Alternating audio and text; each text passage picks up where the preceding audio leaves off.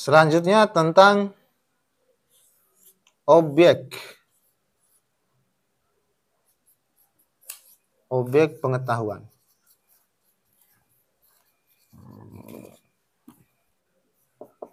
Objek pengetahuan itu ada fenomena,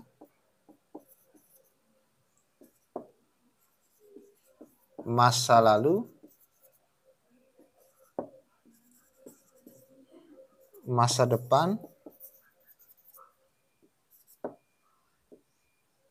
nilai,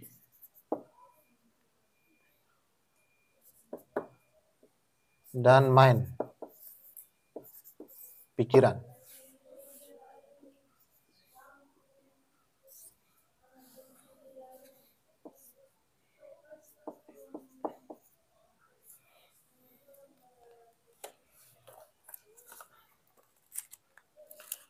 Kayak tadi ya, fenomena. Jadi objek itu maksud sasaran apa yang harus kita ketahui. Ya, objek itu maksudnya sasaran. Sasaran pengetahuan itu apa saja. Jadi yang pertama fenomena. Apa yang terjadi di sekitar kita itu sasaran pengetahuan itu. Jadi apa yang terjadi di alam semesta ini adalah fenomena. Dan kita perspektifkan apa yang terjadi di alam semesta. Kalau hujan misalnya, itu kan fenomena alam, ya kan? Nah, pengetahuan menjadi sasaran pengetahuan, objek. Menjadi objek pengetahuan dia itu. Fenomena alam menjadi petir, ya, menjadi sasaran pengetahuan. Maka kita bertanya, mengapa terjadi petir? Mengapa terjadi hujan? Itu sasaran pengetahuan. Makanya saya jelaskan kemarin, ada cara menjawabnya dengan cara mitologi, ada dengan logis. Ya. Kalau mitologi berarti kalau petir Dewa Thor lagi marah gitu. Kalau logos berarti ada guncangan di atas bumi, misalnya begitulah. Kita cek saja, kita teliti. Nah, itu fenomena. Ya, jadi dia lebih ke alam semesta. Yang terjadi di alam semesta.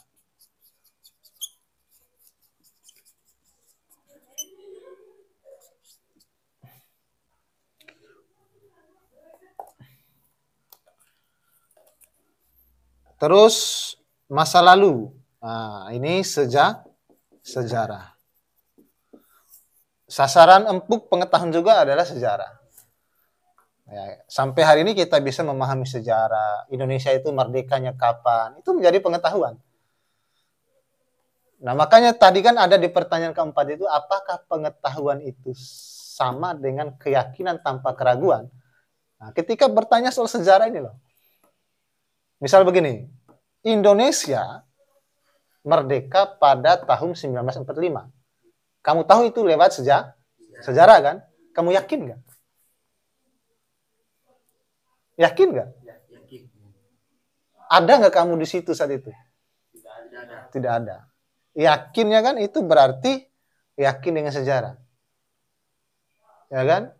Atau sejarah membuktikan, sejarah menyatakan di buku-buku yang kita baca, Indonesia dijajah 350 tahun oleh Belanda. Ya kan? Itu kan kita terima secara begitu saja di lewat sejarah, ya kan? Terbukti dan tidak kebenarnya kita belum tahu. Itu menjadi pengetahuan kan? Tapi yakin nggak dengan itu? Yakin itu kan nanti dibagi itu, ada yakin, ada ainul yakin, ada hakul yakin. Gitu. Kamu hakul yakin kan? Belum tentu. Karena kamu tidak ada di situ saat itu. Nah, itulah permasalahan yang nanti kita bicarakan di poin-poin besarnya. Semacam misalnya kita kalau bahas teori nanti ada skeptisme, ada konseptualisme. Nah, baru kita bahas tentang konsep-konsep pengetahuan itu. Ini adalah kalau kita buat layang-layang, wele. Jadi ini kerangka epistemologi yang saya sampaikan pada sore hari ini adalah kerangkanya. Bagaimana epistemologi itu. Supaya nanti kita bisa cek. Kesimpulannya nanti, kita bisa cek apakah yang kita ketahui ini bersifat bagaimana dalam yang kita ketahui sekarang ini gitu loh. Jangan sampai selama ini kita hanya percaya begitu saja tentang orang, misalnya senior kita sampaikan, oh ini begini, kamu percaya begitu saja tanpa memeriksanya. Itu maksudnya. Ya, jadi tujuannya nanti itu begitu.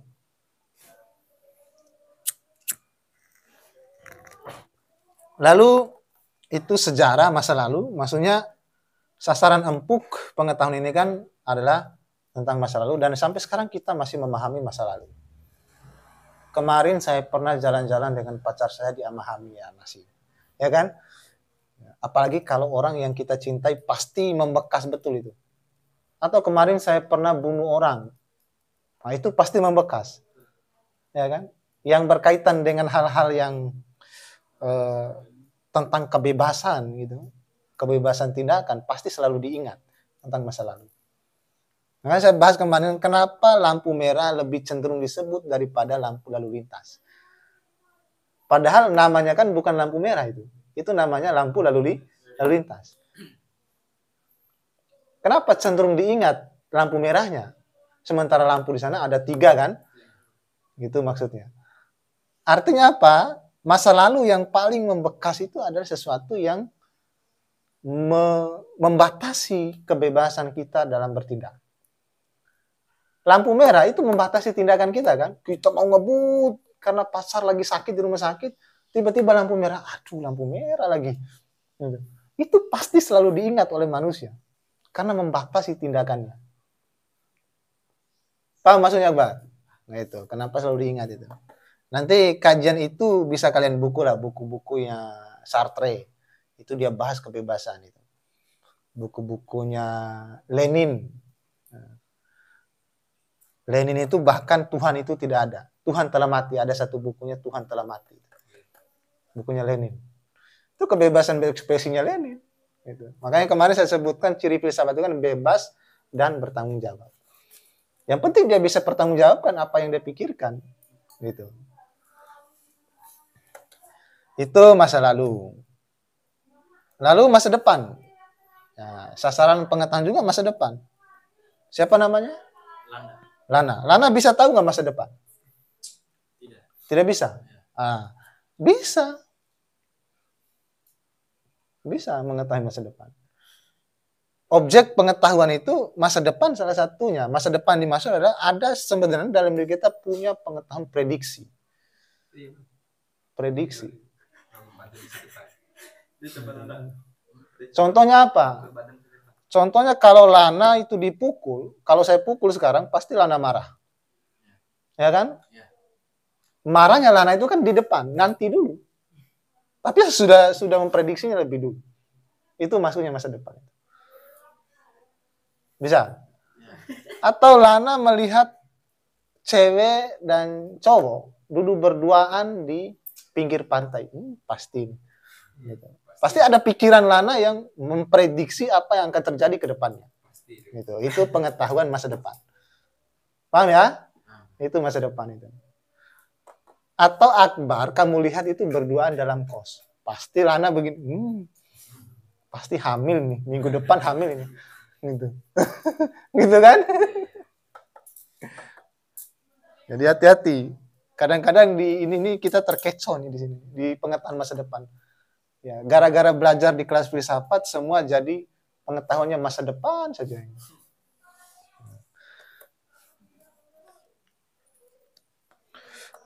Jadi banyak contohnya masa depan. Atau begini, Lana pergi kuliah, ya kan?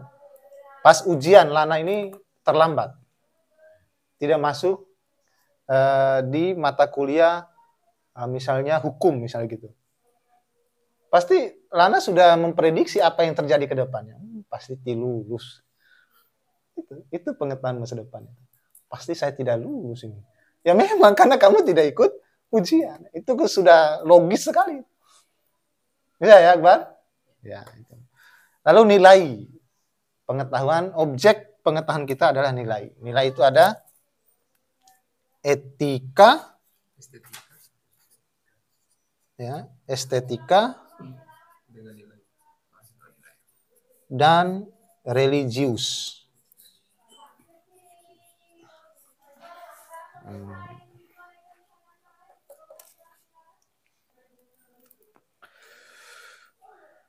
Etika, estetika, dan religius. Itu nilai, objek pengetahuan. Nah, etika ini misalnya ya tentang sopan dan santun, itu masuk pengetahuan kita. Sasaran pengetahuan itu. Estetika misalnya apa ya? Ya, Lana misalnya suka lagu dangdut, itu estetika. Jadi estetika itu semacam ketika kita suka lagu pop, lagu Malaysia, itu lagu saya itu, misal begitu. Atau kadang-kala ini estetika muncul di saat lagi nggak bisa move on dari putus dengan pacar, misal begitu. Begitu putar lagu yang berkaitan dengan kehidupan kita, itu lagu saya betul itu. Itu biasa di Timur-Timur begitu. Religius ya, nilai agama. Religius itu agama.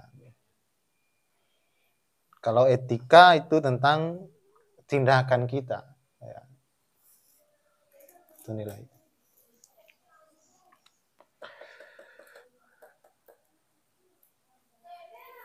Terus mind.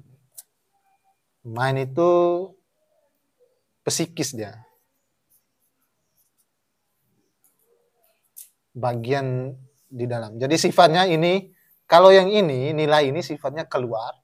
Kalau yang ini sifatnya ke dalam. Ya. Mind. Kalau ini pembahasannya besar ya, banyak ya. Nanti bisa saja teman-teman belajar lebih lanjut tentang mind ini. Karena pengaruhnya terhadap kehidupan itu begitu besar. Ada salah satu buku Mind of Man, Man of Mind, manusia adalah mindsetnya. Gitu. Bahkan apapun yang mau kita lakukan, kalau mindsetnya itu keliru, maka apa yang kita lakukan menjadi keliru. Itu mind. Ya, jadi kekuatan pikiran dia melibatkan psikis, kejiwaan. Jadi pikiran kita ini punya energi. Ya, dia sifatnya keluar ke dalam itu, dan ketika dia dibiasakan itu, dia sifatnya tergantung bawaan kita yang memikirkan apa. Misal begini, kalau yang kita pikirkan selalu negatif, maka energi negatif yang selalu kita dapatkan itu mindset. Misal kita konsumsi ini pikiran-pikiran negatif terus ini. Maka yang terjadi di lingkungan kita tidak ada yang kita anggap sebagai sesuatu yang positif. Itu bisa menjadi negatif semua. Orang berduaan di pasar, jalan-jalan misalnya, ya kamu negatif. Pacaran ini. Atau orang lagi duduk di kos kayak kita ini, lalu tutup pintu, ya kan, lalu kita bawa botol, pasti nyabu nih. Kan perlengkapannya jelas itu. Negatif semua. Jadi mindset itu tergantung habitnya, maksudnya kebiasaan kita. Kalau ke situ terus, maka ke situ terus dia bawaan. Kalau ke sini ya ke sini terus. Artinya kalau kita sering berpikiran negatif, maka mindset kita akan negatif. Maka kelakuan kita juga selalu negatif. Itu kekuatan pikiran. Jadi kalau pikiran selalu diarahkan ke hal negatif, negatif terus. Kalau pikiran diarahkan ke positif, positif terus. Orang begini ya, kita ambil positifnya gitu. Karena setiap tindakan di muka bumi ini, di alam semesta ini, semuanya ada dua porsi, ada dua opsi yang bisa kita pilih. Ada negatifnya, ada positifnya. Gitu. Apapun, orang bunuh orang, bisa kita ambil positifnya dan bisa kita ambil negatifnya. Tergantung kita mau konsumsi mana, maka tergantung itulah mindset kita. Ketika mindset kita selalu mengambil yang negatif, maka energi yang datang itu selalu negatif, dan perilaku kita juga akan cenderung negatif. Kita sering nonton konten-konten porno aksi atau pornografi, maka negatif terus itu. Pikiran kita juga ketika melihat wanita selalu ke arah-arah negatif. Bisa itu. Misalnya kamu sering nonton sesuatu yang terbuka ya pada perempuan. Maka nanti kamu akan samakan perempuan yang kamu konsumsi setiap hari, yang tadinya itu telanjang bulat, dan perempuan lain di luar sana yang kamu lihat. Kamu samakan semuanya. Kenapa? Karena sebelumnya kamu buat mindsetmu menjadi negatif terus, dan semua orang kamu anggap negatif. Itu mindset. Jadi hati-hati di sini. Nanti ada tokohnya, semacam tadi ada buku Frankfurt itu juga tokoh mindset itu. Bisa juga kalian beli buku tentang philosophy of mind. Nah, itu banyak dijelaskan cabang-cabang tentang mindset. Nah, karena ini hanya membuka cakrawala kita, ya, ini hanya kerangka. Jadi saya hanya menjelaskan inti daripada mindset itu. Jadi ada banyak pembagian. Itu ya, objek pengetahuan itu fenomena, ya dia alam semesta, apa yang terjadi di alam semesta, fenomena alam.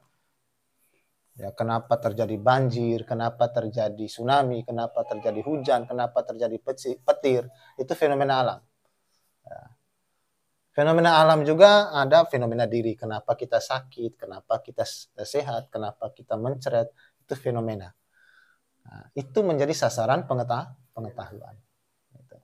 Kedua, masa lalu. Masa lalu itu bisa kita sebut sejarah, ya kan? Dan masa depan. Masa depan itu kita ini maksudnya prediksi. Itu masa depan. Yang keempat, nilai. Yang kelima, mind, pikiran. Makanya di buku, ada buku satu, Mindset, pikiran itu, tentang pikiran. Kang Iqbal, rekayasa sosial, kesalahan berpikir itu mengakibatkan kesalahan bertindak.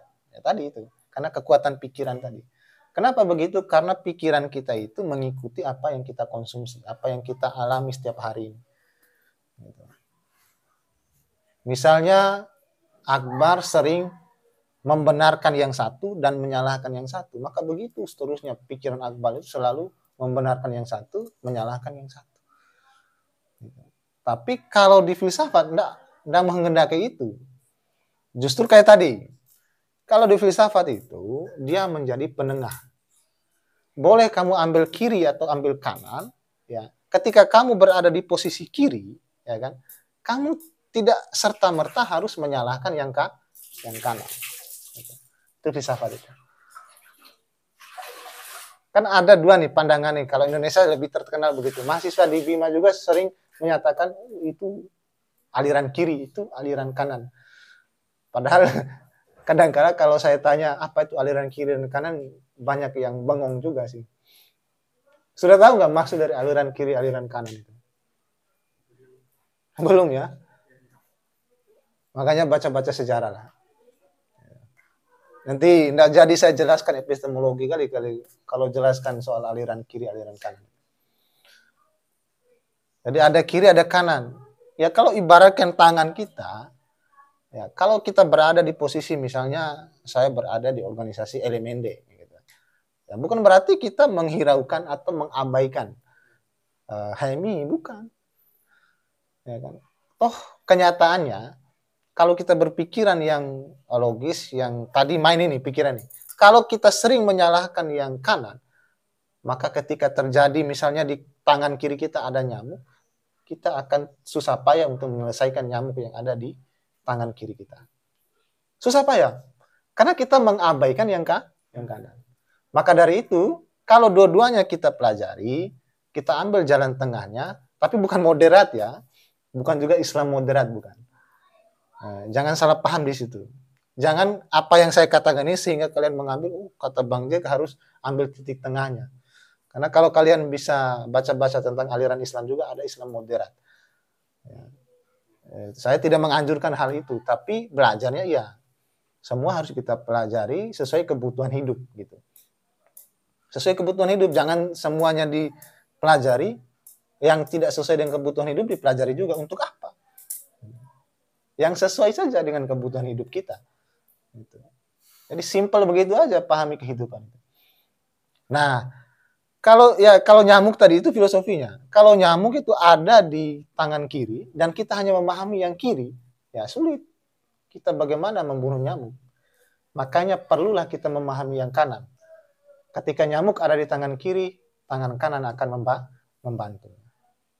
Itu maksudnya. Jadi belajar dari diri kita aja dulu. Itulah yang diajarkan dalam aliran eksistensialisme itu. Jadi eksistensi diri kita mulailah dari diri sendiri. Jelas ya untuk objek pengetahuan ini. Jadi kalau kalian baca buku tentang pengantar filsafat, tentang pengetahuan, mereka kadangkala tidak objek pengetahuannya kadangkala hanya fenomenologi, kadangkala cuma masa lalu, sejarah katanya, ya, tidak lengkap. Tadi itu adalah rampungan dari berbagai buku, ya, jadi ada 5.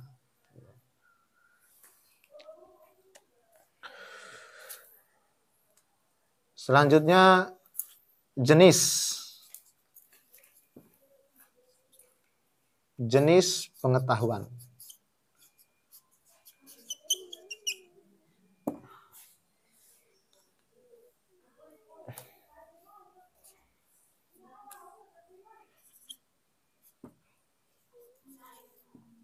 Ada pengetahuan biasa.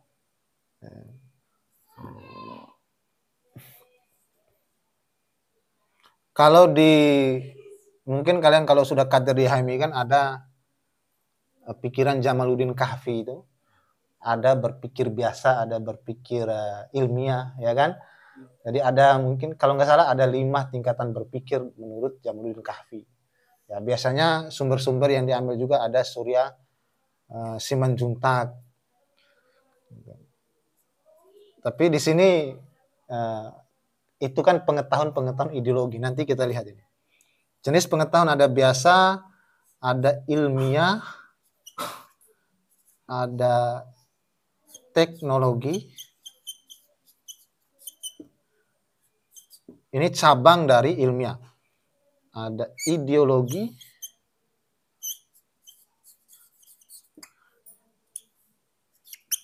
ada filosofi,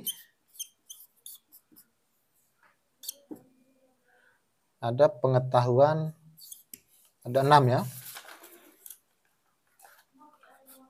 mistis atau agamis.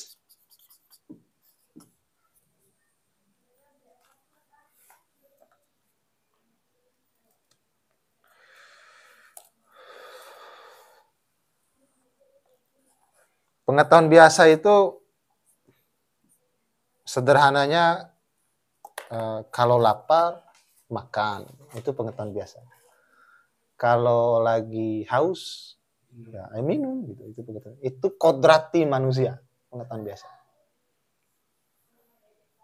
Manusia ini kan anak kecil, penilaian anak kecil. Anak kecil itu kalau digendong bukan ibunya, diambil orang asing pasti nangis. Pasti nangis itu. Tapi lama-kelamaan kalau orang asing itu mulai sering-sering muncul, dia tidak nangis. Artinya dia tahu bahwa itu adalah orang yang sering dia sering gendong dia. Itu pengetahuan biasa, pengetahuan anak-anak. Kalau dipangkat di hierarki akal, pengetahuan biasa ini oleh Ibnu Sina itu akal bakat. Akal bakat. Akal yang mulai tumbuh. Jadi nanti ada tingkatan akal, ada akal bakat, ada potensi, ada akal Mustafa. Tapi kan apa ya? Kalau kita mau bahas ini juga kan sudah enggak relevan dengan kehidupan kita sekarang. Makanya kita ambil yang biasa aja yang bisa kita gunakan untuk kehidupan kita. Pengetahuan biasa. Pengetahuan biasa itu pengetahuan yang tadi itu. Yang kalau sakit kepala mungkin minum kopi atau minum Bodrex. Itu pengetahuan biasa. Yang tanpa berpikir kita langsung, oh ngahage. Lapar, kita rasa lapar langsung. Tanpa berpikir pasti mau makan. Itu pengetahuan biasa itu. Yang kedua, ilmiah. Ilmiah jelas, teruji. Jadi cirinya ilmiah itu teruji, berulang. Kalau diulang hasilnya sama, universal, itu pengetahuan ilmiah. Menyeluruh, sistematis, rasional. Itu ilmiah. Pengetahuan yang teruji. Air itu mendidih pada derajat api yang 100 derajat Celcius. Itu kalian ulang berkali-kali pasti begitu. Itu maksudnya. Itu ilmiah itu, yang teruji. Tapi kadang-kala, ini kekeliruan ini. Hampir saya lupa itu. Jangan samakan ilmiah sama benar. Nah, ini kesalahan kita. Beda. Yang benar itu belum tentu ilmiah. Ya kan? Yang ilmiah juga belum tentu benar. Ya. Contoh nih, kita lihat teori tentang kimia. Ya, kimia. John Dalton misalnya. John Dalton pernah menemukan atom. Kata John Dalton, atom itu hanya ada satu unsur, yaitu proton. Itu ilmiah. Dia uji berkali-kali. Pada masanya John Dalton, memang hanya proton gitu. Tapi kemudian begitu dia sudah tidak punya masanya, momen. Makanya di Islam itu kan selalu melihat masa waktu itu pada saat momen. Ya, makanya ada Al-Quran juga ada wal arsh, demi masa. Ketika tidak pada masanya John Dalton, ternyata ada hal lain di dalam atom, yaitu elektron. Siapa yang menemukan itu? Ada Rutherford. Rutherford menyatakan, oh tidak hanya proton, ada elektron di dalamnya. Itu ilmiah. Ya. Tadinya memang pada masanya John Dalton terulang-ulang hanya ada proton, tapi kemudian tidak permanen ternyata. Artinya ilmiah itu ranahnya ke sains. Ya kan? Sains. Dan dia sifatnya bukan, tidak semua yang ilmiah itu benar. Tapi ada benarnya gitu. Semacam tadi air mendidih itu pada derajat panas 100 derajat Celcius. Itu diulang berkali-kali sampai kiamat pun tetap begitu. Nah, semacam itu sudah masuk ilmiah. Tapi benar nggak? Benar. Setelah diuji. Tapi apakah setiap yang ilmiah itu benar? Tidak. Tidak semua yang ilmiah itu benar. Paham maksudnya? Yang ilmiah itu sifatnya empirik, gitu kan? Apa empirik itu? Sesuai faktanya. Nah, fakta yang dulu dengan yang sekarang ada perbedaan.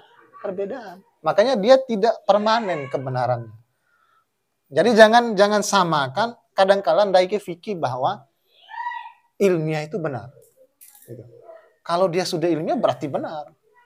Nah, atau kalau kalian bawa materi misalnya kerangka berpikir ilmiah, itu kadang-kadang kalian keliru tuh. Jangan bawa karena benarnya. Karena ilmiah belum tentu benar. Gitu. Tapi ilmiah kalau di buku-buku pengantar filsafat selalu dia punya syarat. Gitu. Maka syarat ilmiahnya ada 5. Ada objektif, ada empirik, ada rasional, ada universal, ada sistematis. Dia punya syarat ilmiah. Maka setiap yang ditemukan bisa terulang, ya kan, universal, menyeluruh. Tapi tidak benar. Apa buktinya bahwa ilmiah tidak benar tadi itu? Nah, jadi tidak sama dia. Nah, adakah yang non ilmiah itu juga menjadi benar? Ada nanti ya. Nanti kita bahas. Ada contoh sederhananya nanti. Contoh sederhananya Al-Quran. Al-Quran. Agama ilmiah nggak?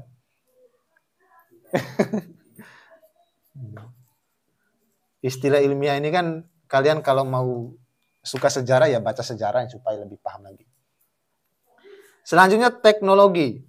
Nah, dari ilmiah tadi lahir teknologi. Makanya saya bilang berulang. Jadi cabang ilmiah itu jadi teknologi. Ya. Orang buat HP itu awalnya trial and error, coba-coba. Nah, lampu ini itu trial and error, trial and error, coba-coba nih. Thomas Alva Edison menemukan lampu pijar itu 99 kali percobaan, coba-cobanya. Yang ke-100 baru dia menemukan lampu pijar. Gitu. Setelah dia menjadi ilmiah, pengetahuan ilmiah, jenis pengetahuan ya, pengetahuan ilmiah itu menjadi teknik membuat lampu. Maka disebut teknologi, ilmu yang mempelajari tentang teknik. Paham maksudnya? Itu pengetahuan teknik. Jadi dia terukur, terulang, dia berulang-ulang, kita mau buat lampu pijar sesuai dengan kaidahnya, tekniknya Thomas Alva Edison, pasti hasilnya sama. Gitu. Makanya sampai sekarang ada lampu. Nah, diulang, lalu dikembangkan. Itulah ilmiah, itulah sains. Nah, itu semua ditandai pada zaman Renaissance tadi yang saya jelaskan di awal-awal. Selanjutnya ideologi. Nah, ini sifatnya doktrinal.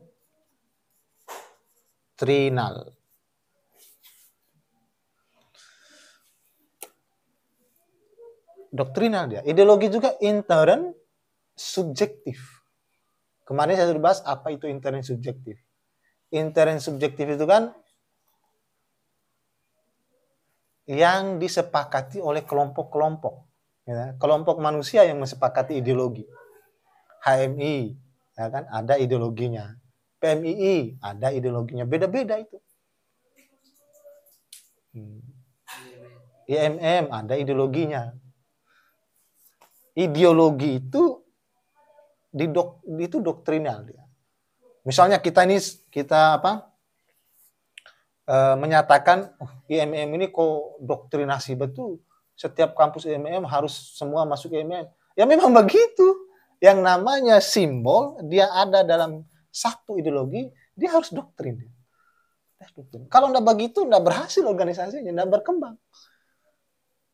Memang kalau manusia kan kodrat, itu sudah menjadi kodrat di organisasi, harus ada doktrinnya. HMI harus berpikiran begini HMI. Makanya ada doktrinnya. Di setiap materi kurikulum HMI itu materinya selalu ada doktrin-doktrin yang dicakupi di dalamnya. Makanya ada perbedaan, maka ada ciri khas. Mulai dari awal, salam saja sudah mulai itu berbeda-beda. PMII beda cara salamnya, IMM beda cara salamnya, HMI beda cara salamnya. Nah, itu doktrinal itu. Jadi ideologi. Nah, ideologi kita apa? Pancasila. Pancasila juga itu kan disepakati. Jadi dia apakah, pertanyaan kemudian, apakah dia kebenaran mutlak? Tidak. Tidak. Ideologi itu intern subjektif. Disepakati oleh kelompok. Yang mensepakati Pancasila sebagai ideologi adalah kelompok orang-orang Indonesia. Apakah bisa diubah? Bisa, silakan aja. Misalnya kita merubah nih, Garuda itu enggak Indonesia gitu. Kan enggak ada burung Garuda di Indonesia, yang ada burung elang. Enggak spesifik atau enggak koheren lah dengan Indonesia gitu. Kita rubah saja pakai komodo misalnya gitu. Nanti filosofinya terserah kamu ya. Disepakati aja filosofi komodo itu gimana untuk Indonesia. Kan di Garuda itu kan ada filosofinya. Ya kan? Di ekor ada 8 bulunya, di sayap ada 17. Di bagian begini ada 45 kalau nggak salah. Makanya 19, 45, 8 Agustus itu. 8 itu ekornya. Ya bayangkan saja kalau Indonesia itu merdekanya 1 Juni. Atau bulan 1 Januari.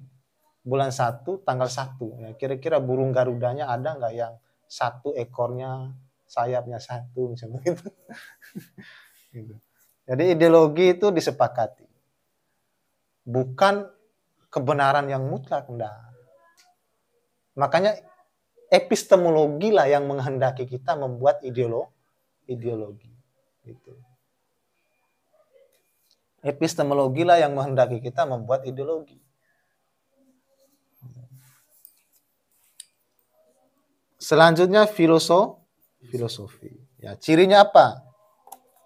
Cirinya luas, ya seperti yang dijelaskan kemarin, luas dan mendalam. Ada berapa ciri kemarin? Ada 7 ya. Oke, pengetahuan filosofis.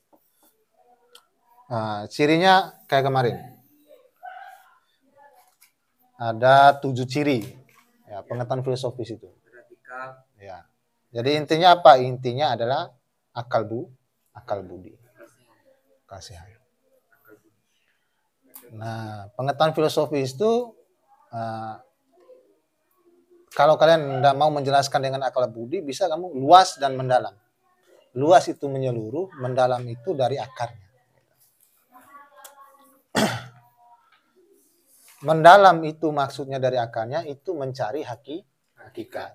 Luas itu halnya yang menyeluruh. Nah, kemarin saya contohkan tentang sekolah, mana hakikat sekolah dan mana yang bukan hakikat sekolah. Terus mistis, nah itu pengetahuan agamis. Alam barja.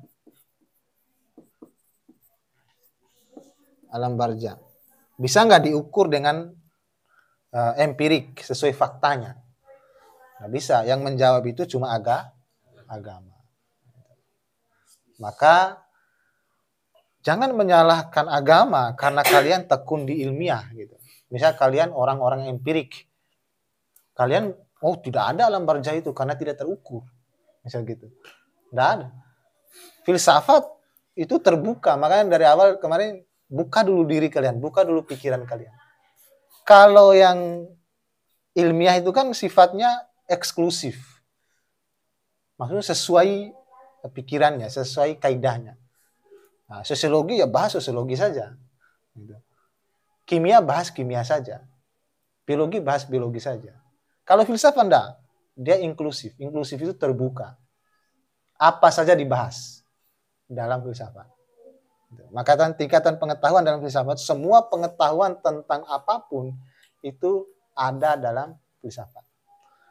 Nah, kalau yang lain, kalau sudah masuk pada biologi, ideologi, sudah eksklusif, khusus dia. Khusus apa sesuai pengetahuan itu sendiri. Gitu. Kalau filsafat enggak. Makanya saya bilang kemarin, berbanggalah belajar filsafat karena dia elit. Elitnya kalau dia itu harta, maka kita paling banyak hartanya. Nah, semua diketahui gitu, dipelajari.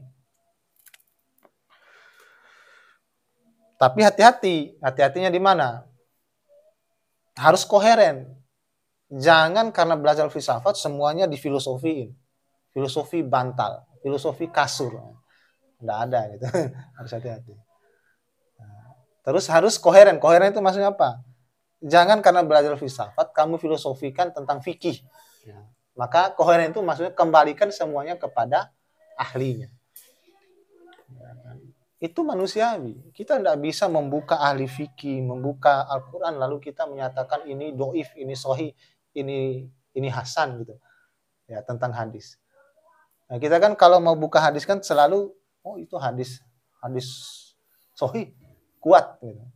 Itu hadis doif, lemah, itu hadis hasan, sedang-sedang misalnya gitu. Ya.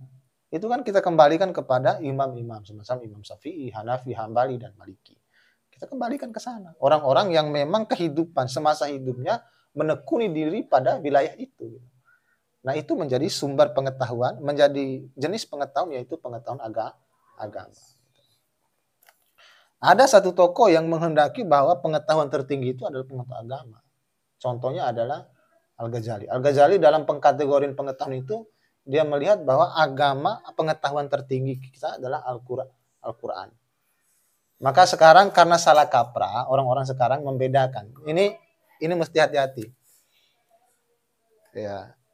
Kadangkala orang tua kita itu melarang kita untuk belajar kimia, belajar matematika, karena tidak ada pahalanya. Tidak ada pahalanya. Saya sering menemukan orang tua semacam itu pikirannya, menganggap bahwa belajar kimia, belajar filsafat, belajar selain tentang Al-Quran itu tidak ada pahalanya, tidak ada gunanya. Maka belajarlah Al-Quran. Ya, saya berkata begini bukan berarti kita tidak mau belajar Al-Quran. Itu wajib untuk seluruh agama Islam, untuk semua muslim dan muslimah. Tetapi kalau mengharamkan meninggikan kategori agama dan meniadakan kederajatan ilmu lain, maka dia menolak keniscayaan. Kimia itu belajar apa sih? Belajar alam semesta. Atom itu alam semesta loh. Energi. Yang menjadi problema, dia itu bernilai pahala dan tidak kan nanti. Kalau sudah dibahas di wilayah amal. Gitu. Kalau masih ilmu ya apa saja. Gitu kan? Dokter kadang-kala ya kan belajar dia sebagai dokternya. Tidak ada dia belajar terlalu banyak ilmu fikih, tidak ada. Tapi dengan kepiawaiannya, kecendekiawannya tentang dokter, dia lewat itulah dia berbuat baik. Maka tidak ada itu. Itu kesalahan berpikir. Kesalahan berpikir ada di situ juga. Kenapa awal mulanya kesalahan berpikir itu? Karena peletakan tadi ilmu agama itu lebih tinggi. Maka ada yang membagi ada ilmu agama, ilmu umum. Ya kan? Ilmu umum itu semacam matematika, bahasa, itu disebut ilmu umum. Ilmu agama itu ilmu-ilmu yang tinggi, yang lebih. Tapi dalam filsafat tidak memandang begitu. Bahkan sampai sekarang orang yang membuka pikirannya menganggap bahwa itu tidak mesti begitu. Karena bicara pahala dan tidak itu wilayah amal, wilayah perbuatan, dikemanakan ilmunya. Ilmu bisa saja membunuh banyak orang. Contohnya orang dengan ilmunya dia membuat nuklir. Nuklir dipergunakan untuk membunuh orang. Orang dengan ilmunya membuat parang, membuat alat-alat semacam bom. Ya, bom digunakan untuk menjadi teroris. Ilmu memang artinya ilmu begitu itu. Kalau begitu tipenya berarti ilmu bisa saja, pengetahuan itu bisa saja menjadi alat. Alat yang kemudian bisa kita gunakan semacam parang, bisa kita gunakan untuk memotong rumput, memotong kayu, bisa kita gunakan untuk memotong leher manusia. Kan begitu. Jadi doktrin, filosofi, sama mistis. Di sini harus diingat bahwa ideologi bukan kebenaran yang mutlak. Itu catat baik-baik. Jangan sampai karena kalian HMI, kalian tumpah darah, padahal itu bukan kebenaran mutlak. Jadi kalau kalian ada di ideologi satu, bukan berarti tidak boleh mempelajari ilmu tentang ideologi yang lain. Gitu. Kalian Pancasilais ya belajar Pancasila. Jangan hanya mengaku Pancasilais. Ideologi kami Pancasila. Ya, ditanya tentang apa itu Pancasila kan tidak tahu, sulit. Makanya kemarin tugas filsafat itu memperjelas konsep Pancasila itu apa, gitu. Baru kritis, gitu. Baru membuat argumen.